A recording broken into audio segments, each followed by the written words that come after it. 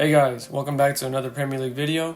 I know I've been gone for quite a bit, but I'm back and hopefully I can stay more consistent this time. But thank you for watching if you have managed to stay with me over this 2-week break. The first game we're going to talk about is Newcastle against Arsenal.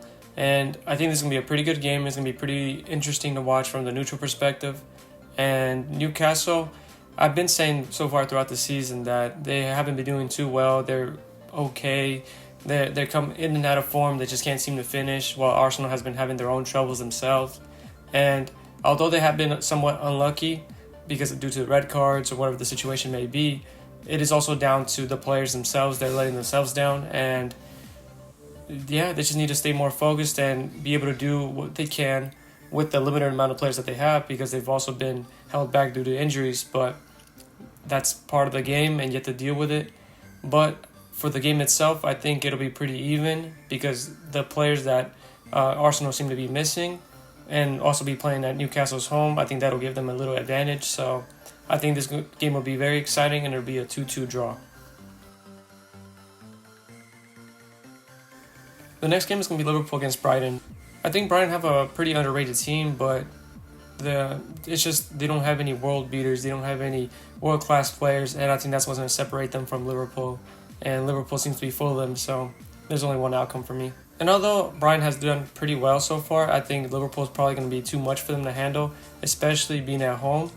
And I don't know, they just have too much firepower, they have too much going for them, and I think they're going to win easily. And I'm predicting a 3-1 win. IPSWICH and Leicester is the next game, and these two teams seem to be the better ones from the top three that just got promoted.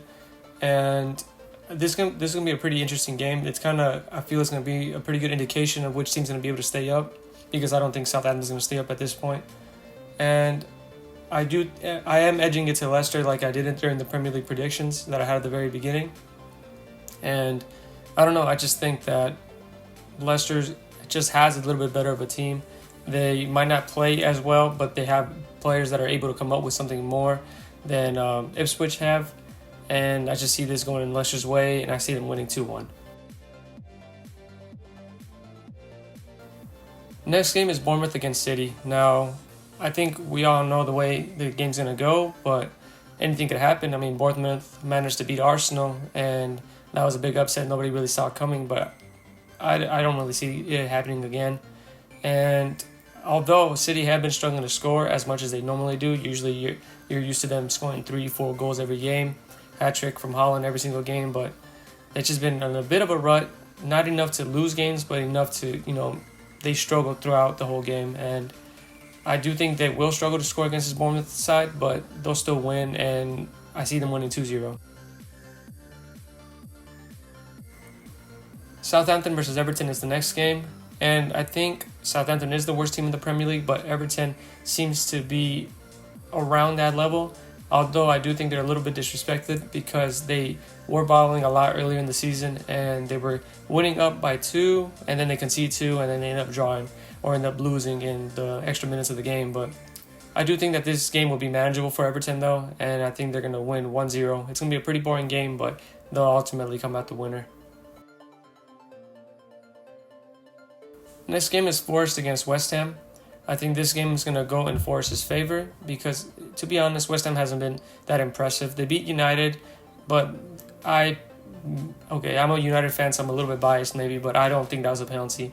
And United should have capitalized a lot more during that game, and just West Ham has not been impressive throughout the whole season, not just last game, but the whole season. And on the other hand, Forest has been really impressive, because they are top 7 right now. That's ridiculous for me to be saying right now. I know it's pretty early on into the season, but they have been doing really well, and I can see them maintaining a spot in the top half of the Premier League. I'm just really impressed with the Forest side. They have limited availability. They have limited players. They are able to do the most they can with the limited amount of talent they have, and that's just very impressive to see a side being able to compete with the bigger top 6, best 6, whatever you want to call it. But I do think Forest is going to win, and I think they'll end up winning 2-1. Wolves and Palace is the next game, and in my opinion, these are two big underachievers. I felt like they would both be doing a lot better than they have, and Wolves is continuing to progress. They've been getting a little bit better over time, as I said they would. I do have a little bit of belief in this Wolves team. I like them.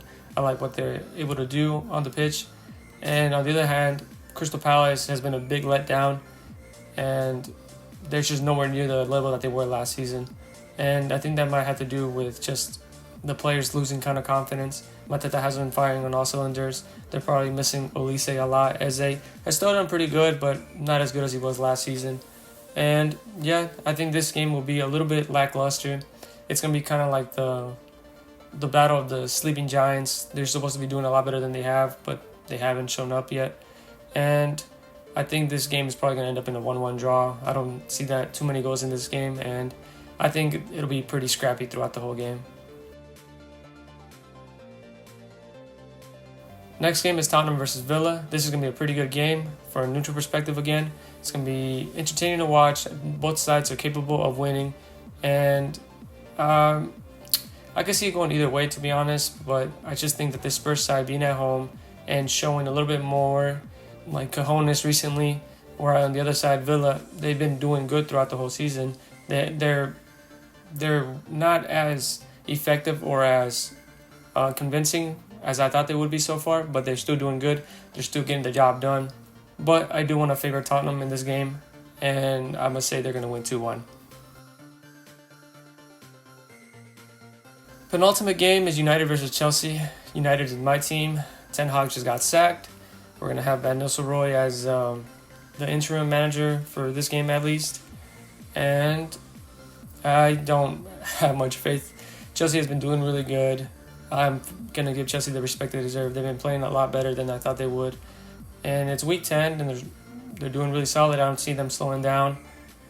And on the other hand, I don't see United getting any better than they were last game.